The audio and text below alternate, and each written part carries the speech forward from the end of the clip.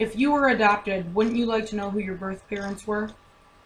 Birth mothers in nowadays have a lot more control than they used to. As recent as the 1970s, some birth mothers never even got to see their children after they gave birth.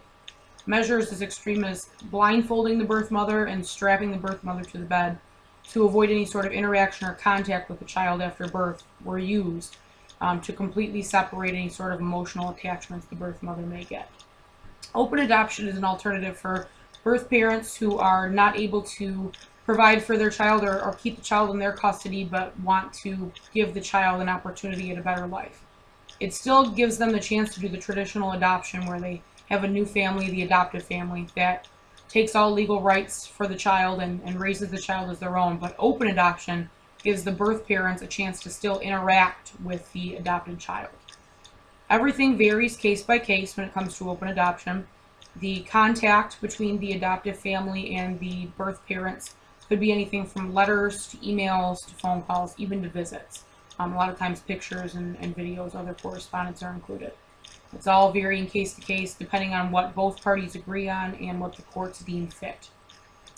I do think it's a great option. It definitely is going to help with some of that guilt and that mourning that a lot of birth parents feel after they give up their child for adoption.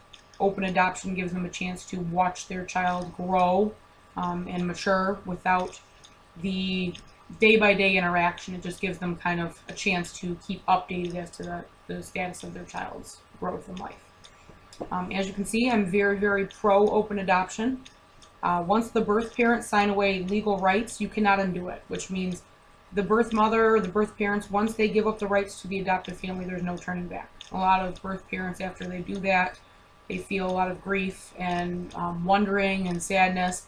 And open adoption really helps with those feelings because it still gives them a chance to see what the child's doing, but still go through with the adoptive process. As more and more cases come before the courts, the laws are constantly changing. This is a constantly evolving and constantly changing process. Open adoption is very controversial. It's definitely in the limelight right now. And it's only mandated if it's best for the child. So the courts would never actually recommend or mandate an open adoption if they knew it wasn't in the best interest of the child. So it's definitely looked into heavily, and the courts wouldn't grant the permission unless they saw that it was the best choice. 20 years ago, only 1% of adoptions were open, and now it's actually 60 to 70% of cases that are open adoptions. As you can see, there's a huge change in the last 20 years. Obviously, open adoption, something's working. Something's going right. It's more beneficial than it is harmful for sure, because 1% to 60 to 70% is definitely a huge gap. So it's obviously a successful thing. People like it. It's working. It's something that we really, really should encourage and definitely try and recommend for everybody that goes through the adoptive process. Right now, only 20 states actually allow enforcement of open adoption, and 9 states will not enforce it at all, while the remaining 21 states are very vague and very kind of nonchalant about the whole open adoption thing. So there's quite a few people that are still on the fence about it. It's definitely not even the majority is 100% for the open adoption. It's still kind of under the pending processes. 20 to 20,000 infants are given up for adoption every year versus 200,000 families that are looking to adopt. So that is a really small ratio. There's definitely way more families that are in need of an adoptive child than there are babies being put up for adoption. So it's already a tough thing to come by, tough decision. It's hard to go through the adoptive process just due to the lack of the children that are being put in the system for adoption. But open adoption just helps with that. It helps make things go a little more smooth. It gives the birth mother a chance to really make sure that's the best decision for her. She gets to see the process. And 1/3 of birth mothers actually will withdraw from the adoptive process before finalizing it. So I think that the mothers that actually go through with the adoptive process, they've already had lots of time to make their decision. They already are sure that this is what they want to do. They've already had 9 months plus to reflect on it. So, the ones that are going to withdraw, they withdraw before they sign those papers. The parents that actually go through with it are the ones that are sure of it, and open adoption is obviously the best choice for them because they're sure of their decision. They know that it's the best thing for the child. They're not any sort of risk. They want to see the child progress and grow. Now, there have been over 720 adoptions that were monitored in the last 15 or so years by a certain research project, and they have determined that open adoption is beneficial. There are a lot more benefits than there are negatives. The main thing is that it gives the birth parents a sense of control. They get the choice to pick the adoptive family. They get to determine what family it is. They really have a lot more control, and they're more hands-on with the process. So it's a sense of security for them. It also reduces uncertainty, not knowing where their child went or what family the child is with. It really, really helps with knowing what's going on, how the child's being raised, the family, all that stuff. So reducing uncertainty is definitely a big thing. It improves and helps with the mourning process.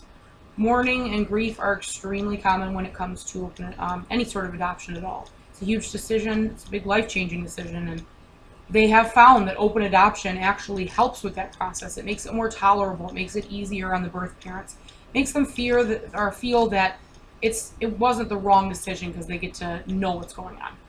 It takes away fear. That ties in with improved mourning. It improves the mourning process. Taking away fear is definitely a big thing. It helps the birth parents know that the child was being taken care of and well cared for, and that the child didn't end up in the wrong hands. It gives the birth parents an opportunity to form a relationship with the child. While it's not necessarily that of a mother-child relationship, it still gives them a chance to be active in the child's life in some way and gives them a chance to build a relationship.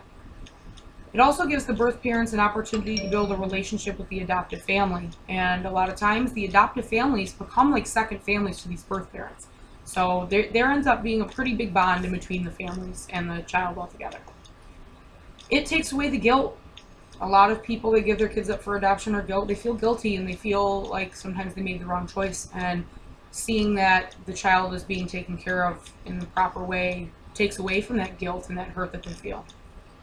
And it gives the children a link to their heritage and medical history, so that way if they have any heritage questions, they want to know where they came from, they want to know their medical history background, things of that nature. The big important questions as to where did I come from, those are answered with open adoption because they have a link to get to the biological family. And the big thing is there's no need for the adoptive child to search.